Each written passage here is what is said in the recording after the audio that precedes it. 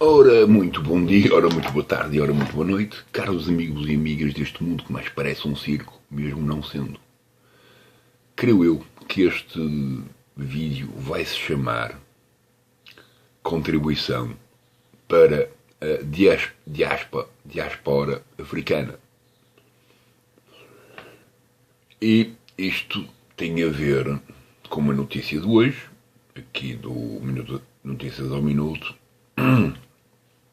em que diz que a contribuição da diáspora africana para a sociedade portuguesa deve ser reconhecida e acompanhada pelo combate de todas as formas de discriminação e violência contra as pessoas afrodescendentes, assinalada também neste dia, indica a nota divulgada pela Presidência. Ok.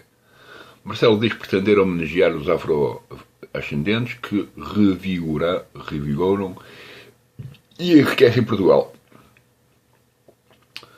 que nos possam encaminhar no sentido de uma vizinhança fraterna e sem preconceitos, em que vivemos como iguais, no sentido de um Portugal mais justo e menos desigual. Adianta. Pronto. E portanto, como eu uma vez disse, isto também é uma nota aí para o Marcelo Rebelo de Sousa, que supostamente é o nosso Presidente da República. E, primeira coisa, malta africana. Vocês têm que perceber qual é a diferença entre questões puramente culturais e ataques puramente intencionais. Intencionais com maldade incluída. Porque existe, o que se considera, o que qualquer um pode considerar como um potencial, uma potencial discriminação, sendo que não o é na sua plenitude, na sua intenção. Tal como ontem.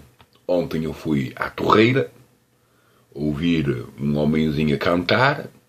O homenzinho já está assim idoso, então eu fui ouvi-lo a cantar e entretanto entrei lá num café e pedi uma cerveja preta. E o senhor não fez nenhuma associação esquisita com racismo, não considerou que eu estava a ser racista, porque existe cerveja preta.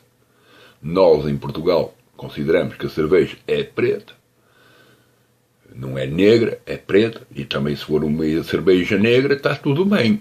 Se é a palavra, pronto, que vos confunde, está tudo bem. E muda-se as palavrinhas para vocês gostarem. Pronto. E depois o homenzinho, no comentário de uma senhora que estava lá no balcão,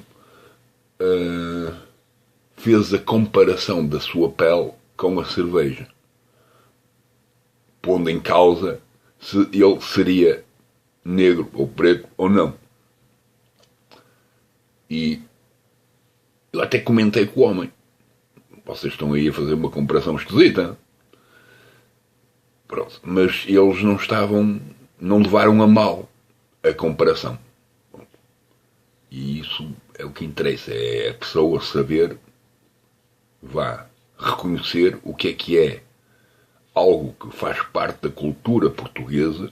E se vocês forem ver também, existem muita literatura que foi escrita por soldados e por isto, até por vocês que estão aqui, e que falam sobre, usam termos tipo pretos e afins. Portanto, vocês têm que reconhecer que se vocês fazem uma coisa, nós também podemos fazer. E depois vocês têm que saber reconhecer se a palavra que foi pronunciada tem o intuito de atacar ou não. Vocês têm que racionalizar um bocadinho a informação e entender se aquela expressão que alguém diz, aqui, olha, uma mulher preta, mas aquilo em princípio não tem uma intenção de ser racial para com uma pessoa que neste caso é negra. que é negra, pronto, que nunca será negra, porque toda a gente, como eu disse em vários vídeos associados ao racismo deste canal, as pessoas negras são castanhas e as pessoas brancas são cor-de-rosa avermelhadas. Portanto a malta também entende que todas estas questões linguísticas são comparativas e, uma vez mais, as palavras não mudam a realidade, elas só potenciam a imaginação de quem tem capacidade de imaginar via a memória e o conhecimento que tem e, por isso, pronto, reagir ou não perante aquilo que ouviu.